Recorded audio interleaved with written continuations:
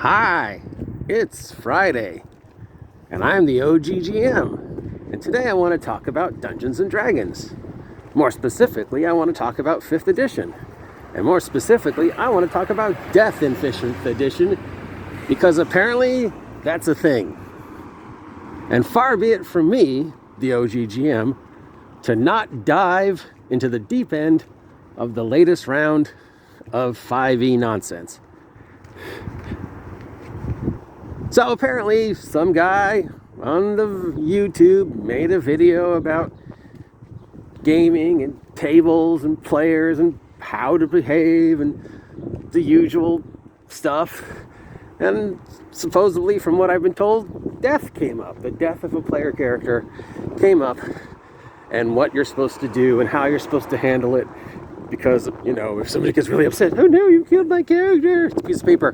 Doesn't matter how you handle it. And that guy said, just keep the game going, keep them involved, bam. Which I totally agree with. But then another guy came up and said, no, that guy's wrong. You gotta do what I say. And I say, end the game. Right there. Player character dies, end the game.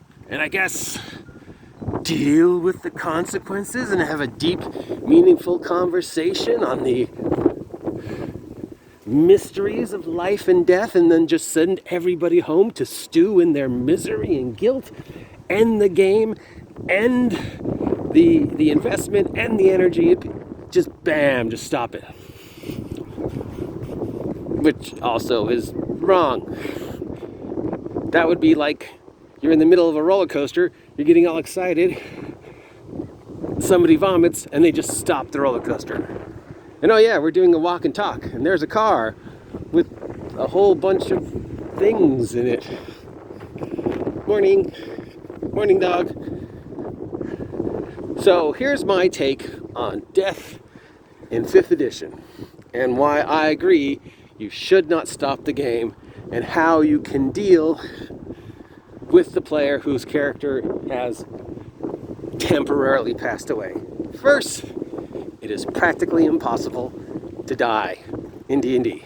It has always been practically impossible to die in D&D, but in 5th edition, more so than ever, it is impossible to die in 5th edition because you have short rests, which means, as has been brought out, you could dive into a pool of lava, swim around in it, climb up the other side, take a 20-minute nap, and eat a sandwich, and be fine. Short rest makes it very difficult to stay hurt in D&D. Plus, the healing spells available to a cleric include a first level spell called Holy Word, or Healing Word, which means, finally, for the first time in the 40 some odd years of the hobby, clerics can heal at range. Steve the fighter gets hurt and he's 20 feet away from you, and you can't cast Cure Light Wounds on him because that's a touch spell. You can just go, Steve, walk it off. Here's a D4 plus something. Bam, healed. And that's without even counting the fact that your average first level character is going to have 6 to 8 hit points, running around with at least a 12 armor class. Most of the monsters you encounter at first level are going to die from the first swing of your fighter's sword or the first Eldritch blast from your warlock. So you're not even going to have a chance to take damage. And if you do take damage, 20-minute nap, sandwich, you're fine. And if you add to the fact that the holy font build that clerics and or druids can take gets you to a point where you're healing an average of 500 hit points around 10th level-ish if you do the build right, you're not going to die. No one dies in 5th edition. But and then you have the death saves. You have 3 chances to roll a 10 or higher on a d20 to just magically stabilize. And if you roll a natural 20, you magically stabilize. Even, if you were dying a second ago. Plus, anybody can walk over and stabilize you. They don't even really have to have any skill in medicine, apparently. You just rub some salt in the wound and squirt him with some Windex and give him a lollipop. He'll be fine. And they're stabilized. But, okay, let's say that despite healing word, despite short rest, despite an armor class of 12, despite 6 hit points, you somehow fail all 3 death saves. And for reasons we do not understand, not a single member of your party took 5 seconds to walk over and stabilize you. You're dead. So this one guy's saying, stop the game, because you're so upset over your character being dead. It's a piece of paper. Plus, there are how many magical abilities to bring you back from the dead in your typical D&D game? Even if it's a low magic world, which of course would go against the current thought pattern of D&D, you've got raise dead, resurrection, reincarnation, wish, miracle, animate dead, stabilizing breath, this spell, there's 100 ways to bring you back from the dead. And that's not counting the DM also throwing things in like magic potions or a magic fountain or whatever. But let's say you're in the middle of the adventure and none of that is available to you. And this guy says, stop the game. Stop the excitement. Everybody's invested. Everybody's excited. Everybody is upset that Steve died. Stop the game. Send them home. Deal with the emotional impact of this piece of paper no longer being active in your game of make-believe. No, absolutely not. If by some miracle Steve's character has died and Steve finds himself in the position that he can't play his character for the 20 minutes that the rest of it's going to take before you get him to a place where you can cast Raise Dead or whatever, don't send him home. Don't let him sit and stew. Keep the game going and say, hey, I'm sorry your character died, dude, but they'll find a way to bring them back if you really want. Instead of you sitting there for the rest of the night while they keep going, you want to play the monsters? Would help me out.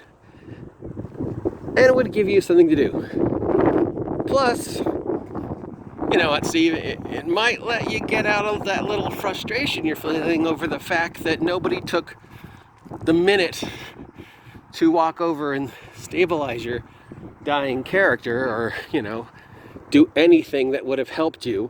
I'm not sure why nobody helped you, because there's a million ways to have helped you. But whatever, we're not going to worry about it. Steve, your character is temporarily dead. I am sure if you want to, we can find a way to bring him back. There are plenty of magical ways. But I don't want you sitting there for the rest of the game and feeling like you can't do anything and you can't be involved. So here are the monsters. Play them for me.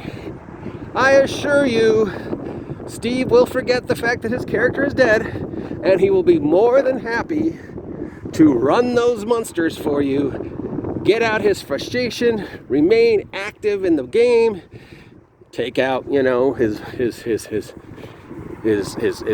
terminal tragedy, emotional damage that he's feeling over the death of his piece of paper that will be brought back from the dead by playing a few bad guys and having those bad guys attack the good guys. Don't end the game. Do not end the game. Whoever said, if you're running 5th edition and somebody somehow dies, end the game is an idiot and doesn't understand 5th edition. 5th edition is a superhero comic book, for God's sakes. You cannot die. It is impossible. Short rest. 3 death saves. Anybody and their dog can walk over and stabilize you. 1st level clerics have healing word. You can't die. And if for some reason all of that fails, there are tons of magical abilities in your typical D&D game to bring you back from the dead. So don't end the game. Don't send them home. Don't sit and stew on the tragedy of the death of Steve's character. Give Steve something else to do. Let him run the monsters. Now, in the old days, we didn't have to worry about this because we would have hirelings in our party. We'd have guys who are torchbearers and cartographers and translators and whose whole job was just to carry the extra treasure for us. We'd have hirelings. And if by some means a character died and we didn't have a way to bring them back, we'd either go, well, just play the Torchbearer. Here you go, level him up for a while. He's already fleshed out. All you got to do is just take him over till we can get your character resurrected or whatever.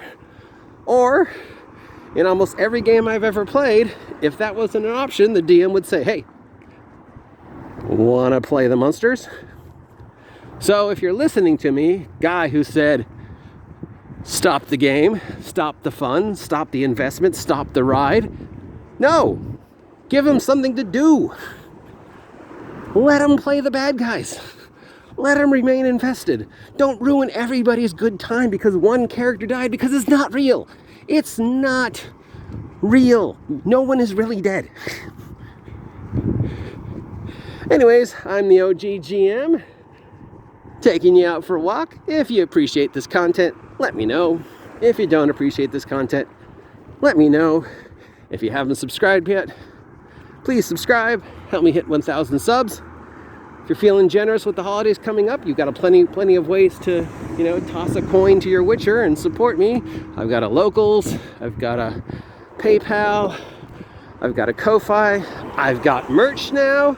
All those are in the links down below, so check them out. Let me know, how do you deal with death in your 5th edition games? Which person do you think is correct? Do you think I'm correct with the keep the game going philosophy?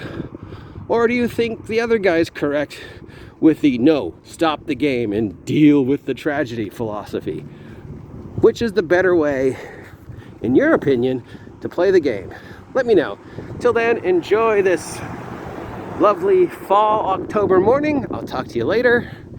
Bye.